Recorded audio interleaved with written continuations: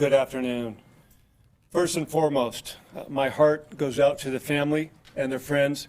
I'd also like to extend my sincerest condolences to everyone who has been affected by this senseless tragedy. As a husband and a father, this incident is very difficult for me to even think about. As hard as it is to share this news, we want to assure the neighbors and the community that we are not looking for a suspect. This was a domestic dispute involving one family. At the family's request, there is some information such as their name and other particulars that we will not be sharing at this particular time. And with that, I would like to introduce Lieutenant Matt Dobbs from the Homicide Section. Hello. At 6:49 this morning, we received a 911 call from a resident in the 2100 block of Flint Ridge Drive. There was no communication with that caller, but the dispatcher could hear an argument in the background and someone being asked to leave. Officers were dispatched to the scene, and while they were en route, a relative who lived next door called the police also after hearing an argument and the sound of what he believed to be a nail gun firing. When the officers arrived on scene, they were able to look through one of the windows and see a small child inside covered in blood. They forced entry into the residence, where they discovered 5 additional people inside suffering from apparent gunshot wounds. A 31-year-old male, a 29-year-old female, and a 3-year-old boy were pronounced dead at the scene. 3 other juvenile boys, aged 5, 9, and 11, were transported to local hospitals for treatment. Unfortunately, 2 of those children have died also. The third is in the hospital undergoing emergency surgery. It's still very early in the investigation, but it appears to be a tragic case of domestic violence, murder-suicide. We do know the victim had attained a restraining order yesterday. It is unclear if that order had been served, but we do believe the suspect was aware of it. The deceased male and female were the parents of the children, and we believe the male came over this morning. There was some kind of argument or disagreement, and he used a handgun and shot his family before turning the gun upon himself. At this time, we'll open up for any questions. It's obvious in the family is, but how are the officers that had to experience this? Excellent question. As you can imagine, I've been doing this almost 32 years. These are the toughest kind of calls we respond to. We had a lot of officers respond to the scene. Some of those officers actually carried some of these kids out so they could get medical aid. A lot of our officers on scene also have young ones at home. So this greatly impacts those officers. So as we speak right now at Southeastern Division, we have our wellness team out there with our professionals that are doing a critical incident debrief with those officers that responded, and we'll be making all the resources available through wellness to those officers that responded. Do they generally go back to work today or tomorrow, the ones who were there who carried the children out? Yeah, we will look at that by case. It all depends really how well the officers are doing, what resources they need, how resilient they are. But we are prepared to, obviously, if they need time off, then obviously they will be given that time off to deal with this. You know, especially we had several officers that just had kids, newborn kids. And so obviously this really impacts the officers responding to that kind of call. Some of the officers who were there just had newborns? Yes.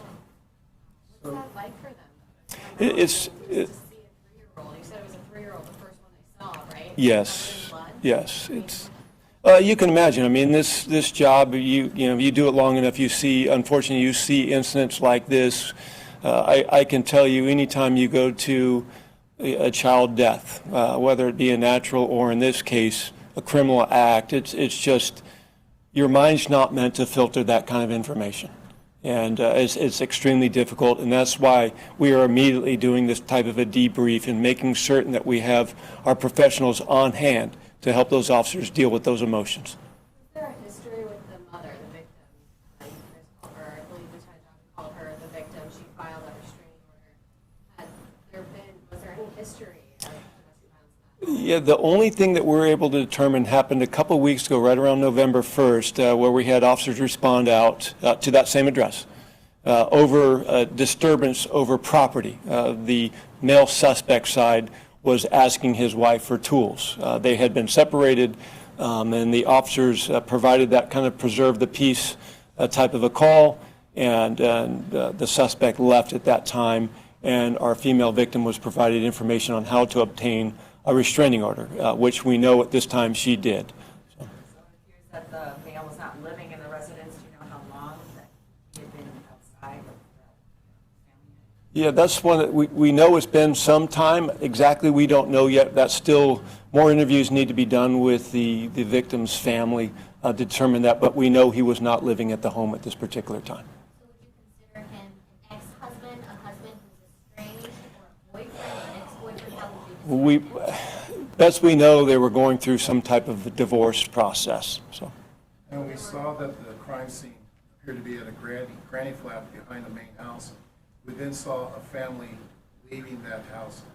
Are they extended family members? I'll let Lieutenant Dobbs answer that.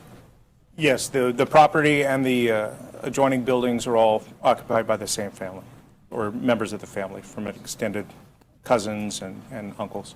So they pretty much saw, heard and saw everything. We know some there's young children there. We're still interviewing them to see exactly what they saw or heard. I don't know if any of them actually witnessed any of the shooting, but obviously they're going through an extremely traumatic, event that most of us can't even fathom. Of the 3 children who were taken to the hospital, which one is the survivor and what's the nature of their injuries? All the children suffered apparent gunshot wounds. The surviving child we initially believed is the 11-year-old. However, several of the children are very similar in size and stature, so we're not able to confirm at this point. They are in surgery, so the family members haven't been able to go in and look at them to tell us. So it's safe to assume that the child is in critical condition. Yes, very critical. Are they all, the woman, the mother and father, all 4 of these children are their children? Yes, they are. They are. And are there any more children who weren't there that are there? Not that we're aware of, no. How did the officers force entry into the home, and where did they find the people inside the home? They forced entry through a window. They were able to break the window out and crawl through. I'm not going to get into the specifics about where in the residence they were found at this time. But was it the smaller of the 2 houses out there? Yes. So the granny flat is the, I guess, well, the scene of the crime.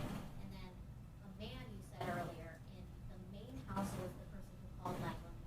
Is that correct? He was the second caller, yes. So the first caller, do you know if it was from a child or the wife or the dad? Do you know who it was from? We don't. All we know is the phone was, 911 was dialed from that phone, and there was no contact with the caller, so it could have been anyone grabbing that phone. What do you want to say about domestic violence in general? Because this clearly escalated. Yeah, thank you. We know throughout this county, throughout this city, that there's domestic violence victims every single day. I think it's nearly 50 calls a day throughout this region. And so, to those that might be experiencing family violence, domestic violence, there's resources. You can call either our non-emergency line, the Family Justice Center, or if there's an emergency going on, we ask you to call 911. We will get assets to you very, very quickly. But don't be afraid to call. This is the first step. We want to prevent types of family violence like unfortunately that we saw today. Okay. Thank you so much.